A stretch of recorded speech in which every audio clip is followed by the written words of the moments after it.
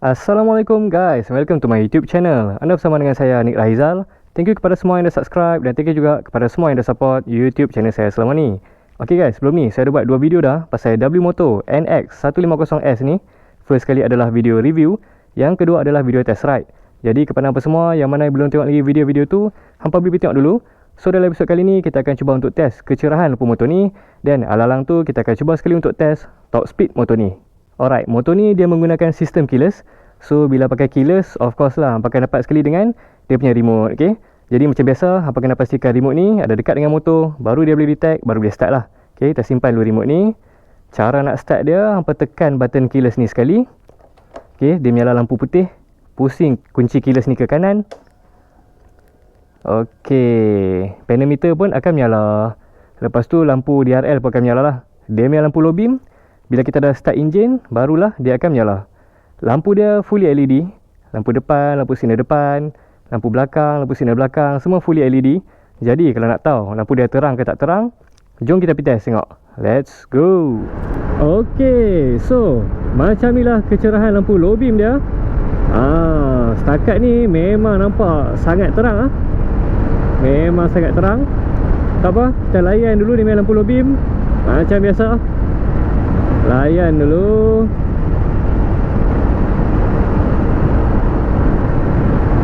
Alright, untuk dia punya lampu low beam first kali dari segi dia punya keterangan ataupun kecerahan dia tu memang bagi saya sangat terang lah.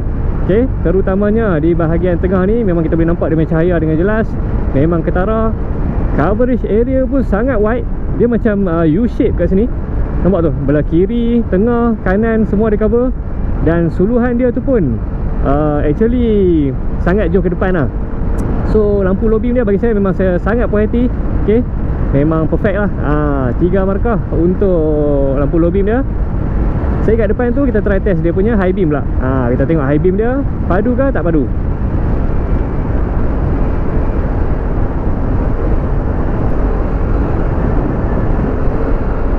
Okay, ni lampu low beam. Sekarang kita akan test dia punya high beam. 1, 2, 3. Lagi sekali, low beam, high beam. Jadi bila buka high beam, memang dia sambung suluhan tu. Dan suluhan dia tu pun sangat jauh ke depan lah. Okay, nampak ni, low beam, high beam. Lampu dia terang, suluhan dia tu pun lebih jauh dan lebih tinggi. Memang hampa akan nampak sampai ke hujung sana. Okay, lagi sekali ni lampu low beam, ni lampu high beam. Nampak tu, low beam, high beam. Jadi bila buka high beam first kali memang cahaya dia lebih terang lah. Okay, dia bertambah terang dan suluhan dia tu pun lebih jauh dan lebih tinggi. Memang dia fokus kat straight line ni dan hampa boleh nampak segalanya dengan jelas sampai ke hujung sana. Okay, jadi overall dari segi kecerahan lampu, bagi saya lampu dia tak ada masalah. Memang sangat terang dan memang safety. Nice. Okay guys, sekarang kita akan cuba untuk test top speed motor ni. Jadi macam biasalah, sebelum saya mula saya akan pesan sikit. Top speed untuk sesebuah motor ni dia dipengaruhi oleh beberapa faktor. Antaranya adalah first kali berat badan rider, lepas tu keadaan jalan dan juga keadaan cuaca. Okay, angin kuat tak kuat apa semua, yang tu semua dapat mempengaruhi top speed untuk sebuah motor lah.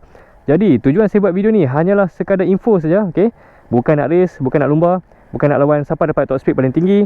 Hanyalah sekadar info saja. Saya nak cuba untuk test performance enjin motor ni. Alright, jadi kita relax, kita santai, kita chill je. Apa-apa pun jangan sesekali tiru aksi ni. Alright, jom kita test tengok. Bismillahirrahmanirrahim. Let's go.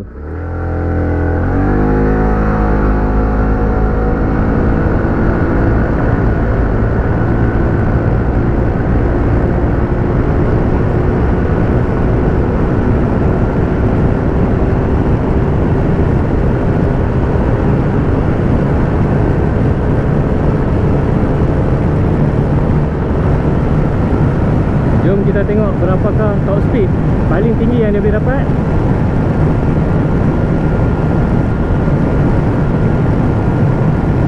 Baik, awak macam ada cut off Weh, serius 105.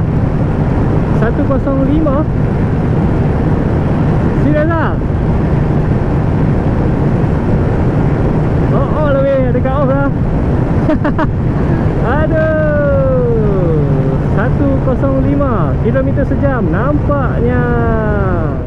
Itu dia guys. Jadi macam apa boleh nampak dalam video tadi, top speed paling tinggi yang saya berjaya dapat dengan W Moto NX 150S ni, paling tinggi tadi adalah 105 km sejam pedometer dan juga 97 km sejam GPS. Yang tu kira top speed maksimum paling tinggi sampai ke off. Mula-mula saya ingatkan macam ada something wrong tau. So saya test beberapa kali, ulang-alik 2-3 kali ke test top speed, dan masih dapat result yang sama. So selalunya dalam video-video yang sebelum ni saya akan tanya hampa kan, macam geng, padu tak padu motor ni? Tapi untuk video kali ni saya tak guna ayat tu dah. Sebab apa? Sebab memang dah terbukti lah top speed dia sangat slow dan memang tak padu lah. Memang tak cukup padu lah untuk sebuah skuter 150cc. Okay, macam mana nak cakap? Okay, mungkin ada netizen yang akan komen tau. Dia akan cakap lah, biasalah bang kan, nama pun skuter, nak laju kalau beli superbike lah bang. Macam tu kan. Okay, tak apa, saya tak menafikan benda tu. Dan dulu pun saya selalu juga pakai ayat tu. Cumanya untuk situasi kali ni, untuk motor ni, memang ayat tu dah tak valid lah. Sebab apa? Sebab 97 km sejam GPS tu dah seakan-akan macam top speed skuter 110cc tau. So nampak tak dia punya gap tu macam mana? 110cc dengan 150. Kalau kata top speed dia lebih kurang 125cc punya skuter, boleh accept lagi lah kan. Tapi ni dia bagi tu 110cc punya. Had laju kebangsaan 110 kmj pun tak sampai weh. Aduh lah. Tapi tak apalah. Kepada owner yang mana yang dah pakai W Moto NX 150S ni, okay, cuba apa share sikit berapa top speed yang hampa dah test lah. Berapa top speed yang hampa dapat. Mungkin motor ni yang saya test ni yang ada something wrong kan, mana nak tahu kan. So kepada owner W Moto NX 150S, sila komen lah, bagi feedback sikit berapa top speed yang hampa dapat kan. Dan owner yang pinjamkan motor ni kat saya pun, dia dah bagi tahu dah kat saya. Tak apa, dia kata kalau ada apa yang tak kena, bagi tahu jujur dia. Tak payah tapis-tapis, dia kata. So apa lagi, kita pun kasih jujur lah kan. Yalah, sebab ni pun bukannya paid review. Jadi of course lah, sebagai seorang content creator yang memang duk review motor, test ride motor apa semua, saya pegang kepercayaan tu lah. Faham tak? Kan? So apa yang saya komen memang bukan kita nak hentam, bukan untuk menjatuhkan, tapi more to mengkritik lah orang kata. Saya cuba bagi positif punya feedback lah, supaya boleh apa-apa yang tak kena boleh diimprove. Okay, jadi untuk top speed dia bagi saya slow lah. Motor ni dia slow lah, 105 km sejam. Untuk sebuah skuter 150cc memang sangat slow lah. Sebab average top speed untuk skuter 150cc adalah dari minimum 117, 119, 121 dalam range tu lah, dia punya minimum. Ada juga top speed skuter 150cc yang boleh mencapai 130. Okay, 130 ada, 136 pun ada. Tapi tak apalah, itu kita tolak tepi lah kan. Kita ambil yang paling minimum lah, average lah.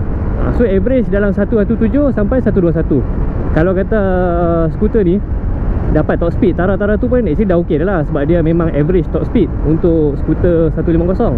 Tapi bila dia dapat 105 je, memang saya agak terkejut dan kecewa jugalah actually kan. Quite frustrated actually.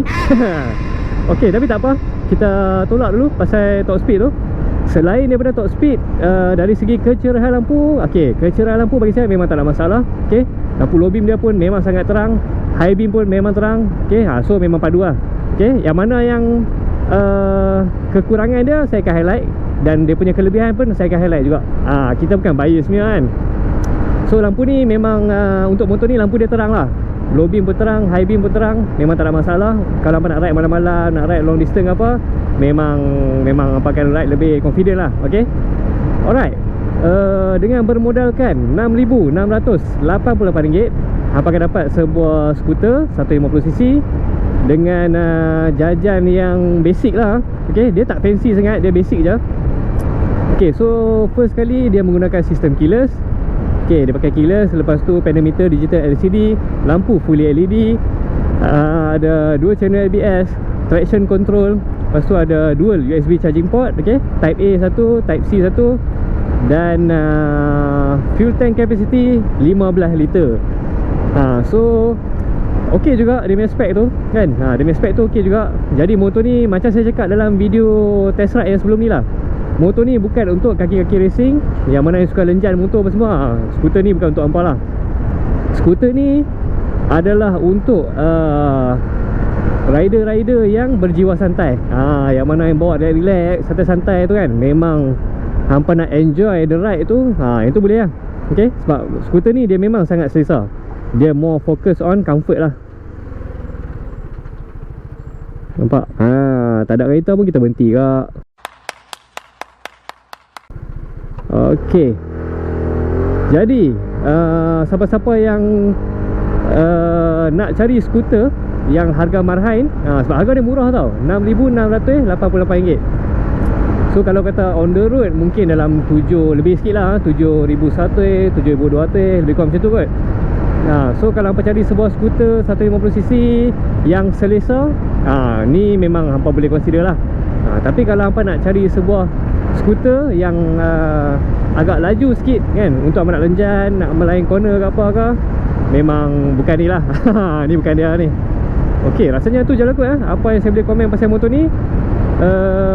So kepada hampa semua yang mana yang tengok video ni kan, kalau hampa ada sebarang pendapat ataupun sebarang feedback lah, apa-apa hampa komen je. Alright. Okay guys, so rasanya sampai sini je video kita pada hari ni. Stay tune untuk next video. Jadi kalau hampa suka video ni, jangan lupa like, komen dan share. Jangan lupa subscribe. InsyaAllah kita jumpa lagi pada video yang akan datang. Assalamualaikum.